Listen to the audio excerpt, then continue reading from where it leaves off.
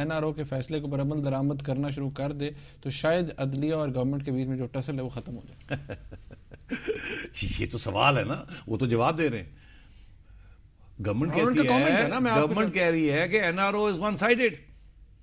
N R O جو بحال ہو گیا ہے, وہ جو ختم کر دیا گیا ہے, اور یہ سارا جو ہے یہ ون سائیڈڈ ہے اکاؤنٹیبلٹی. اسی لیے ہم مانتے نہیں. تو وہ این آر او کو کیسے مانے ہوں؟ وہ کہتے ہیں کہ ہم تو کیس پروسیڈ ہی نہیں کرنا چاہتے نا. تو یا تو یہ ہے کہ یہ ساری چیز ختم ہو جائے اور این آر او سب کے اوپر اپلائی کر دیا جائے, ایک نیا این آر او لیا ہے. ان کو نواز شریف صاحب وہ ایک لوگ کہتے ہیں این آر او کا فائدہ ان لوگوں نے لیا تھا نا. کنہوں نے؟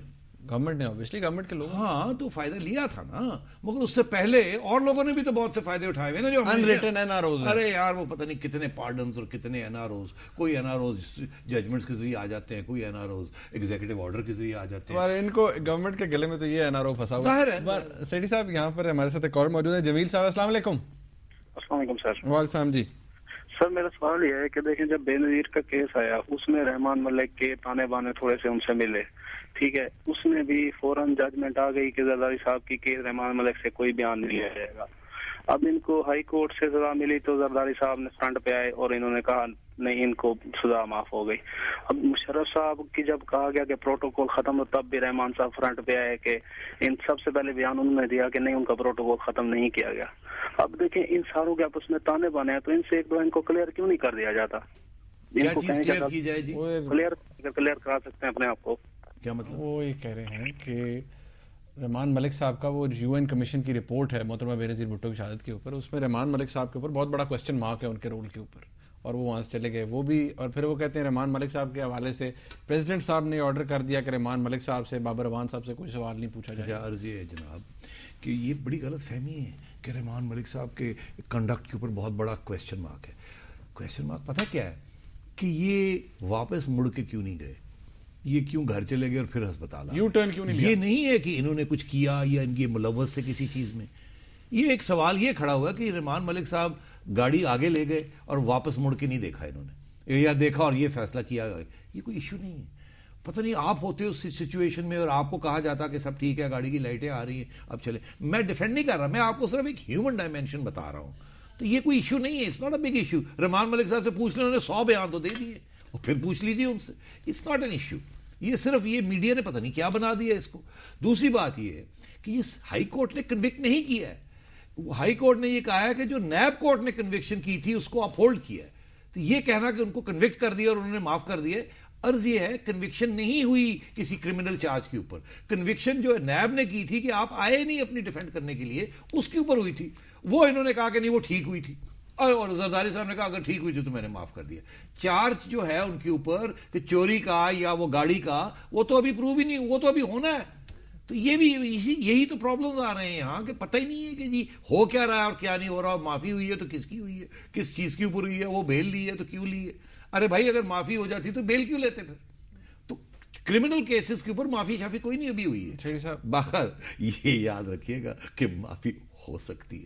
اور یہ جو آپ بات کر رہے ہیں نا, یہ سب کنوکشنز ہو جائیں گی نا جب, اور جیل جانے کا جب وقت آ جائے گا تو پھر یہ سوال کھڑے ہوں گے کہ معافی دی, کنوکشن ہوئی, سپریم کورٹ تک گئے, کنوکشن ہو گئی, اب جیل میں کیوں نہیں جا رہے, اور جیل میں جائیں اور دوسرے دن پارڈن کر دیا جائے. یہ سوال اس وقت کھڑے ہوں گے. اور میں آپ کو بتا دوں معذرت سے کہ یہ ہوں گے یہ سوال کھڑے.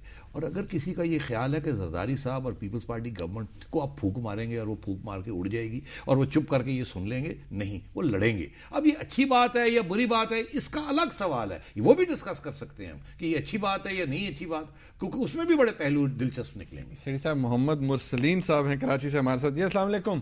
وعلیکم السلام جناب, بہت شکریہ آپ کا. آئی ایم ویری مچ لکی کہ میری کال لگی اور آپ نے لی.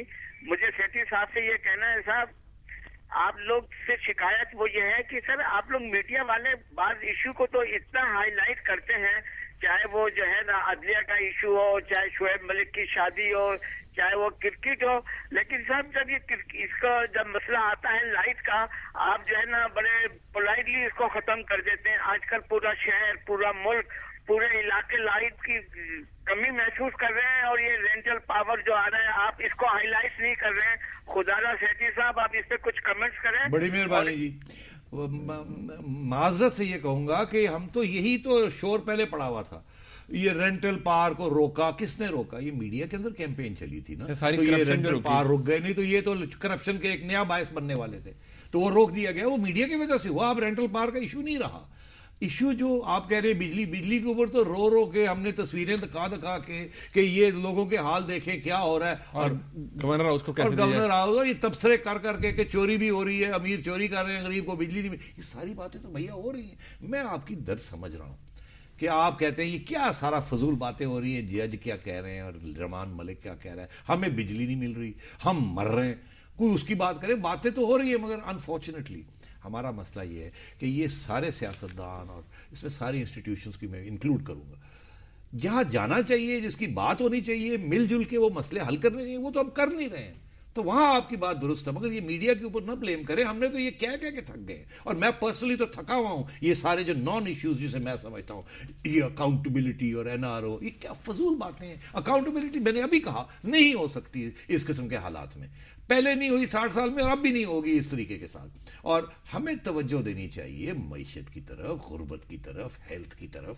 اور یہ اپوزیشن اور گورنمنٹ کو مل کے بیٹھ کے پلانز بنانے چاہیے عوام کی بہتری کے لیے، اور یہ ایک دوسرے کے گلے میں پڑے ہوئے ہیں، اور باقی انسٹیٹیوشنز جو ہیں وہ کوئی ناچ رہا ہے، کوئی اپنے مزے لے رہا ہے، کوئی سازش کر رہا ہے، یہ نہیں ہونا چاہیے، ملک کی سوچنا چاہیے۔ سیٹھی صاحب آپ کا بہت شکریہ، وقت ختم ہو گیا۔ ناظرین آپ نے آج کا پروگرام دیکھا، سیٹھی صاحب نے بارہا یہی کہا کہ سماج میں سب ننگے ہیں، کیا حالات ایسے ہی رہیں گے؟ یہ سوال ہے آپ کے لیے بھی اور ہمارے لیے بھی۔ آج کا پروگرام دیکھنے کا بہت شکریہ، اللہ حافظ۔